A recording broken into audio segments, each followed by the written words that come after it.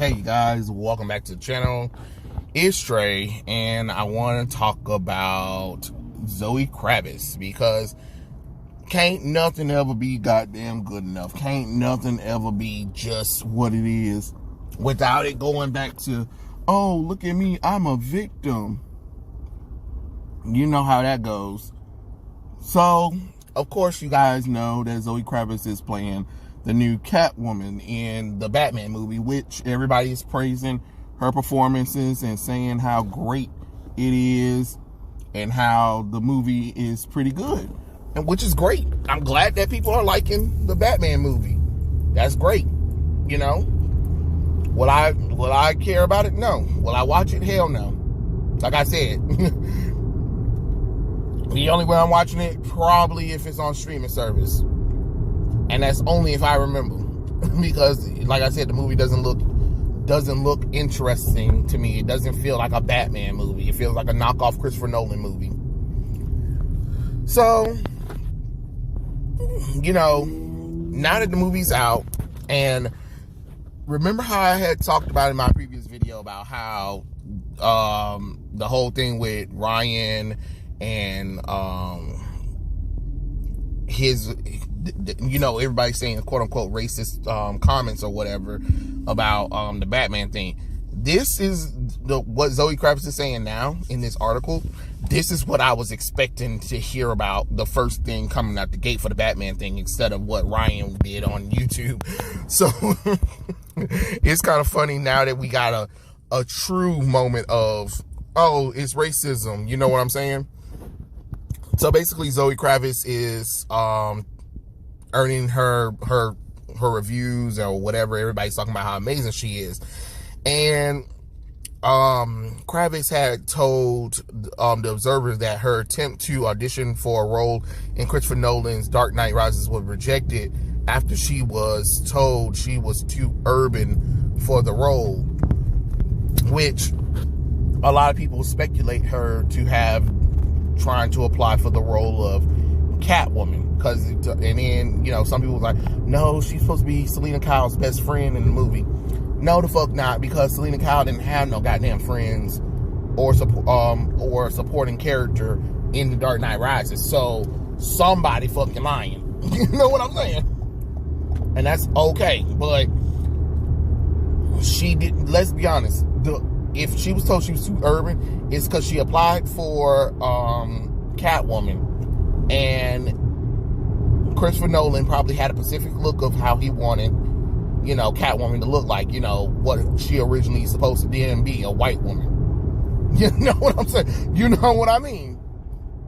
And it's okay. I hate when people try to throw in the whole race thing when it comes to, like, oh, I'm traditionally, like, Christopher Nolan was traditionally trying to cast Catwoman correctly, like, she's a white woman. Why wouldn't I want a white woman over a black woman who, you know, Selena Kyle is not black? Yeah, everybody would be like, but Earth Kid nothing. As soon as she got on that damn show, the ratings damn plummet. That's why they tried to bring in Batgirl, and then she became Catwoman, and they had to keep her and Bruce Wayne away from each other in most of the scenes together, and then the show got canceled afterwards. So what the hell? Yeah, she did a good job at you know, doing the perfect thing. But let's be honest, Julie Newmar was doing that shit before Eartha Kitt got on there. So let's stop pretending. Let's stop trying to use Eartha Kitt as a thing. No, Eartha Kitt did a way more important things than damn Catwoman. You know what I'm saying? The struggle was already there.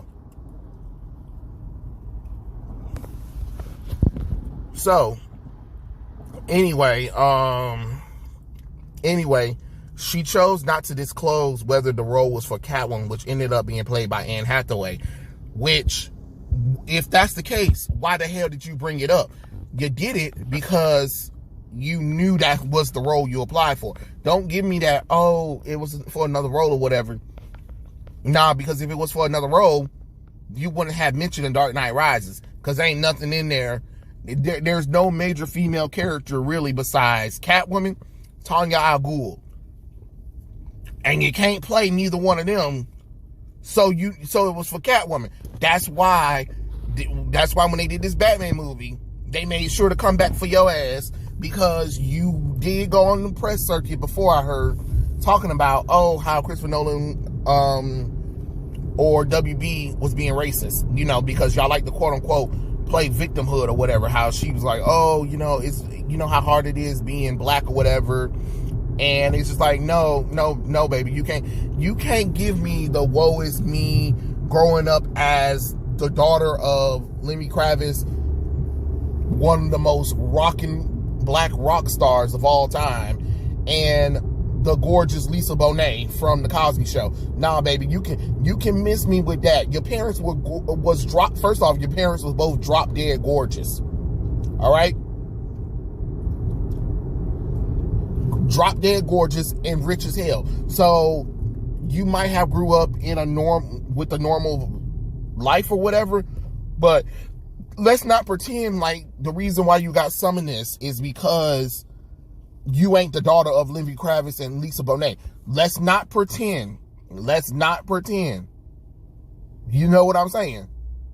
You've been in the spotlight since you was a little girl. So, again, I ain't trying to hear your victimhood nonsense. I really not. I really get tired of that.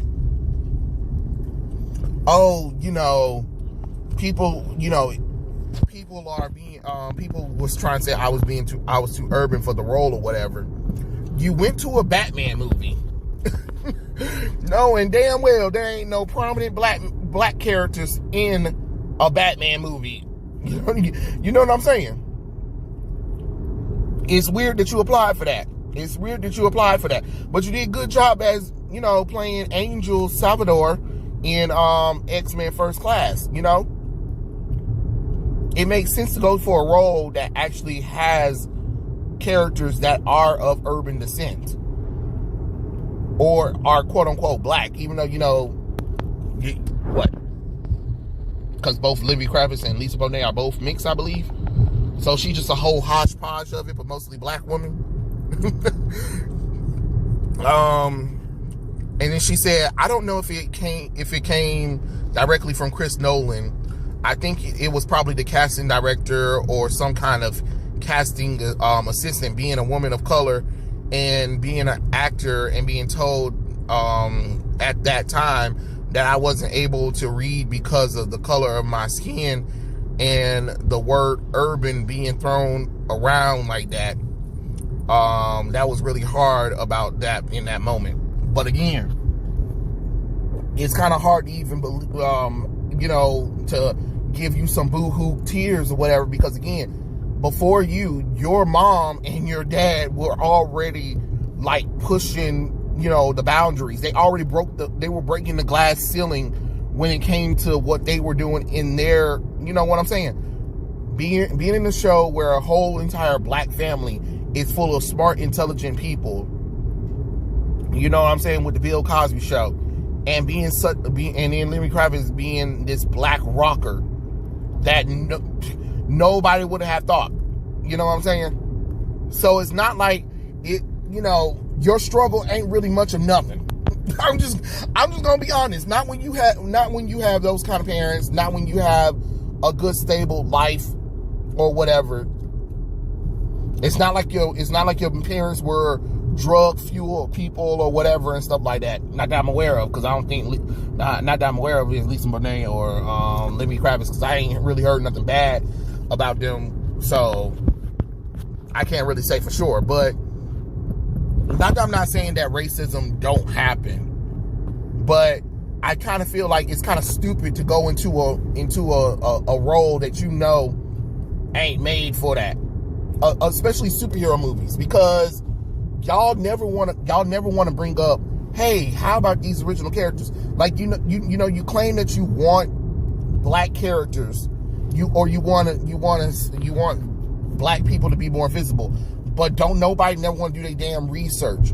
You always want somebody else to do it for you. You know what I'm saying? Zoe is one of those people, like, if you really wanted to do something like that, what you could have did is when you went into that movie, that casting thing, I would have researched a black character that was that was in the world of Batman. You know what I'm saying? Because why not? Why not?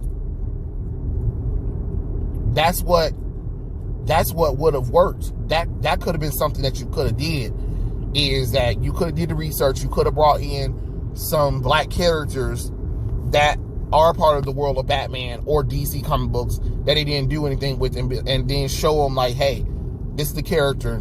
You make this character work. Because sometimes they do write characters into a movie. They did it with Spider-Man in Civil War. So let's not pretend like they couldn't do a grounded character.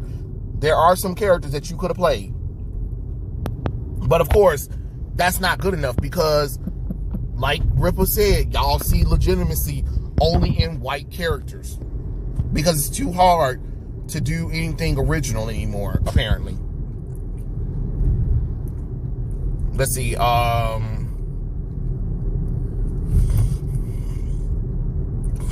Excuse me. And then she talked about how she was told that she was too urban for the role, and she said at the time, it was like, what does that have to do with anything? I have to play the role like, yo, what's up, Batman?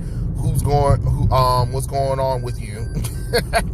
And then they basically talked about how crazy it is that she had to wait all the way until now to be cast as Catwoman. So, I mean, you just kind of admitted that the role that you applied for was Catwoman, and you finally got it. You know, because WB, like I said, Hollywood has this new thing where they have to add diversity and inclusion into everything, whether you like it or not. So it is what it is.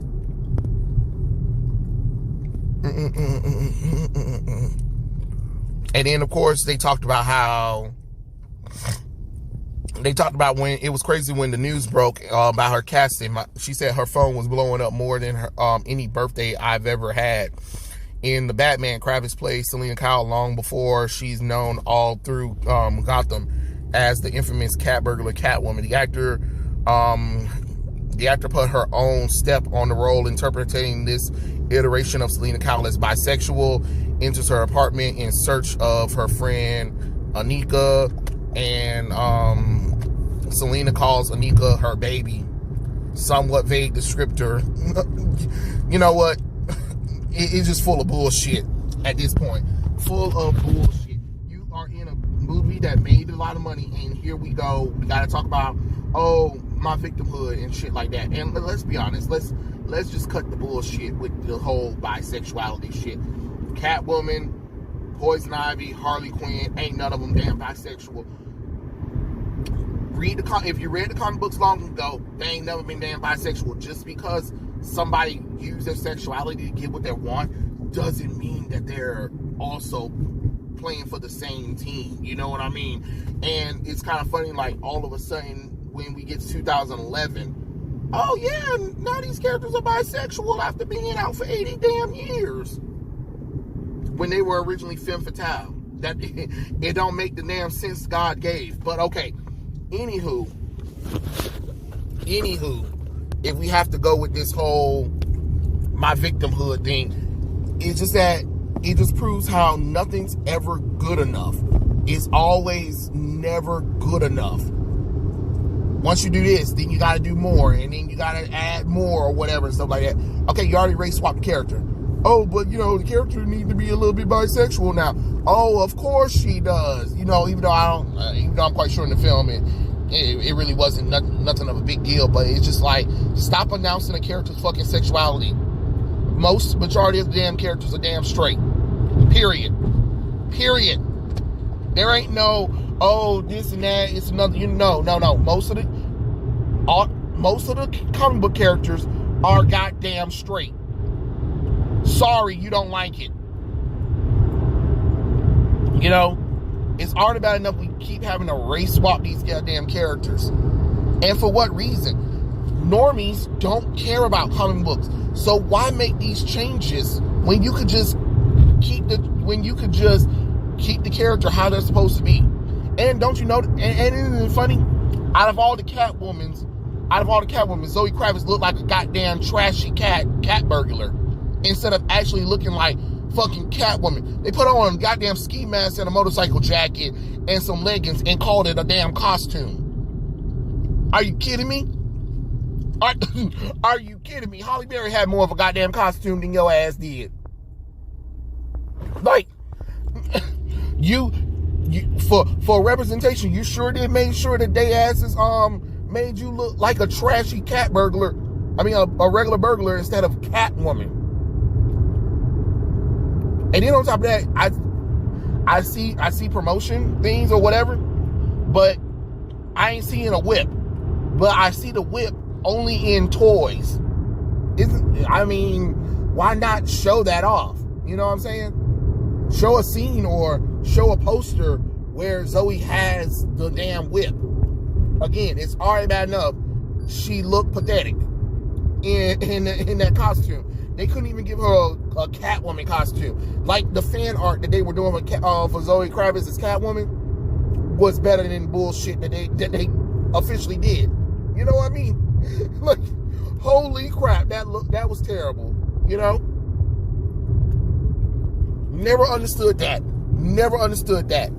Now, if you had at least made her like that, it could have been a little bit more tolerable. I mean, still, the damn character's still fucking white or whatever, but, you know, at least it would have been better than what the hell she was dressed as in the movie. Just like, you know, Robert Pattinson's Batman costume is hot trash. Sorry you don't like it. It's the truth. But this whole, my victimhood thing is kind of what I was expecting anyway. I was like, now there we go. That's what I was expecting. That's exactly what I was looking for in this movie. When I saw news articles talking about Zoe Kravitz and then not even only the whole skin color problem, also how she kind of like insulted Tifa and Aerith from Final Fantasy VII as if, you know, they're not strong women. But again, that's what happens when you lack the knowledge and then try to be like feminist and shit like that. It's like, yeah. Shut your ass up. Clearly, you don't know nothing about true feminists, all right? Because Aerith and Tifa are some of the most iconic characters in Final Fantasy of all time. While you have Tifa, a super strength martial artist woman who is a childhood friend and crush of Cloud Strife, the main character, and Aerith, the gorgeous healer mage flower girl who has a deep connection to Earth. Yeah, they are so weak. Are you kidding me? And they have an ability to heal people? Huh? What's wrong with that? You do realize most women are better at healing than men are any damn way. So, again, what you complaining for? It's not really such it is an archetype, but it's not such a stereotype that it's not needed. Most men aren't good at healing. Yeah, we have doctors or whatever, but usually the people that, you know, make sure everything is good after the doctor is usually the assistants, nurses, nurse techs or whatever, and most of them are women. You know what I'm saying? Because women have the greater capacity of caring and healing. They do. You do. So, I mean, like, what you're mad about? And then you have a female character that got monster super strength. Like, what? You complaining about that?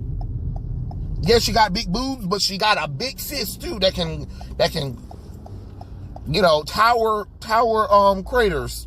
You know, ain't nothing wrong with that. I see nothing absolutely wrong with that. But again, that's what happens when you have people who really don't care about the culture. They only using the geek culture to elevate themselves into other roles. Because let's be honest, we already know why she took this role. It wasn't because she liked superheroes. It was because it gets her name recognized even more. They use these geek culture properties so they can get more fans, so they can get more high profile movies and shows. at the expense of geek culture and geek fandom. It happens all the time. But it is what it is.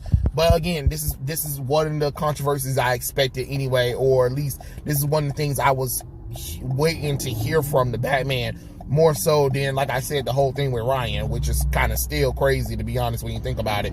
But it is what it is. Tell me what you guys think in the comment section below, and I'll catch you guys later. Peace out.